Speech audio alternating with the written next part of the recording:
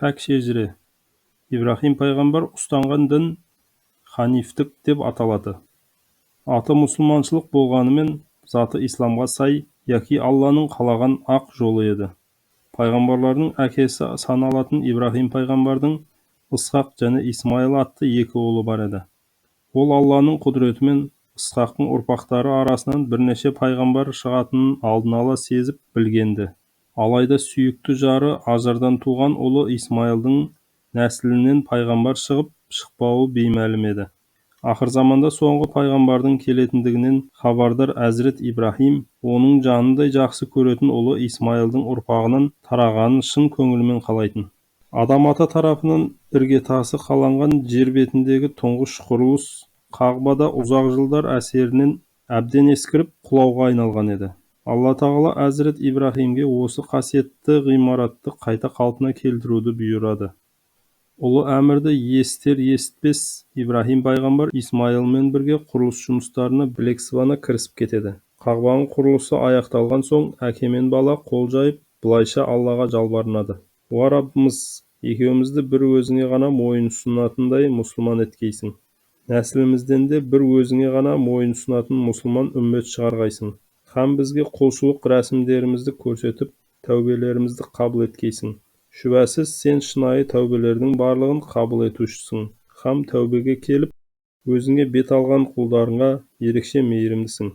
Уа Раббымыз, оларға өз араларынан өзіңнің аяттарыңды оқып, ашып түсіндіретін, кітап пен хикметті үйрететін, яғни кітаптағы илахи пәрмендер мен тыйымдардан хикмет һәм жаратылыс пен құбылыстарының мән мақсатын ұғындыратын және оларды күнә атаулыдан арылтып тазартатын елші жібергейсің. Шүбәсіз сен ұлысың, бәрінен үстем һәм әрі ісің мен әрбір үкімің көптеген хикметтерге толы болған, асқан даналық иесісің. Бақара сүресі 128-129 аяттар. Хақ тағала шын ықыласпен оқылған бұл дұғаны жауапсыз қалдырған жоқ. Арадан жүздеген жыл өткенде Әзірет Исмайылдың ұрпағы Мұхаммед саллаллаху алейхи уассалам соңғы пайғамбар Хатамул Әнбия атанды.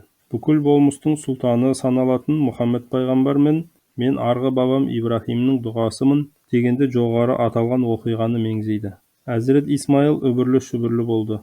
Оның немере шөберелерінен тараған тайпалар араб түбегінің шар тарабына жайылды. Олардың арасында Аднан ұлдары, одан Мұдар ұлдары, оның ішінде Құрайш тайпасының Хашим руы өзгелерінен ерекшеленіп, биік мәртебе, жоғары құрметке ие болды. Бұл жөнінде де пайғамбардың өз айтқаны бар. Алла тағала Әзірет Ибрахимнің балалары арасынан Бәни Хашимді, олардың ішінен мені таңдаған. Мұхаммед пайғамбардың ата-бабалары жайында толық мәлімет жоқ. Уақыт тұрғысынан ең жақын саналатындары жөніндегі мағлұматтар ғана бізге жеткен. Қолдағы барға қанағат деп, солар туралы әңгімелеуден жөн көрдік. Құсай. Пайғамбардың үлкен атасы Құсай, шын аты Зәйд. Өз заманның айтулы тұлғаларының бірі. Құсайдың Зухра есімді жалғыз інісі болған. Жасы үлкен болғандықтан, әулетті басқаруға да сол лайық деп табылады. Бала жасынан басқалардан артық қабілетімен ерекшеленетін Құсай, өсе келе Меккенің алдыңғы қатарлы адамдарының біріне айналады. Ұйымдастырғыш қабілеті, басшылықты ұстамдылығы, әділ үкімдігі меккеліктердің назарынан тыс қалмайды. Халық оған үлкен сенім артып, Меккені басқаруды тапсырады. Мекке қаласын алғаш рет аудандарға, махаллаларға бөліп, әрбір руды өз ауданына орналастырғанда сол. Меккенің маңызды мәселелері Құсайдың үйінде талқыланып, шешімдер сол жерде қабылданатын. Қағбаның күзеті, қажыларды ауыз сумен қамтамасыз ету, оларды күту, шайқасқа кірерде байрақ тігу және Мекке мәжілісінде жетекшілік жасау, тағы сол сияқты мәселелер оған аманат ретінде тапсырылады. Қағбаның қарсы алдында есігі Қағбаға қарайтын алғашқы үй Құсайға арнап тұрғызылған. Бұл үй Меккенің үкімет үйі. Түсініктірек айтсақ, ішінде Мекке қалалық меккеліктің күллі мәселелері қаралатын парламент ғимараты еді. Құсайдың бұл отауы тарихта дәурен Нәдуа аталған хижреттен соң жарты ғасырға дейін сақталған. Мекке жұртшылығы Құсайға аса құрметпен, ізгі ілтипатпен қараған. Хашим пайғамбарымыздың үшінші атасы. Меккенің құрметті азаматтарының бірі. Хашим сауда-саттықпен айналысқан. Мұхаммед пайғамбардың дүниеге келетін күні жақындағандықтан, аманат нұр оның маңдайында ерекше көрінген. Хашим жан-жақты қабілетті, байсалды, жігерлі, кең пейілді, жомарт әрі баршаның сүйіспеншілігіне ие болған. Оның есімі мен әулеті Қалаберді руы аталған. Пайғамбарымызда содан тарайтын биік мәртебелі бұл ру кейін де осы құрметті Хашимилер атауын сақтап қалған. Хашимнен 4 ұл туған: Шайба Әбдімүтәліп, Әсет Әбу Сайфи және Нәділә. Хашимнің ұрпағы Шайба мен Әсеттен тарайды. Шайба ардақты пайғамбарымыздың екінші атасы. Әсеттен туған Хунайннен перзент болмай, Хашимилер шежіресі Әбдімүтәліптен тараған ұрпақтарымен жалғасын тапқан. Шайба Әбдімүтәліп дүниеге келгенде ақ шашты болғандықтан оны Шайба ақ шашты деп атаған. Әбдімүтәліп лақап аты осы лақаппен танылған. Бұл лақапқа қалай ие болғаны жөнінде мынадай әңгіме бар. Шайба бала кезінде Мәдинадағы нағашыларына жиі баратын. Бір күні көрші балалармен бірге ол Мәдинаның орталық алаңдарының біріне оқ атып жарысатын ойынға барады. Әп сәтте балалар ойыннан тамашалаған үлкендер де әлгі жерге жиналып қалады.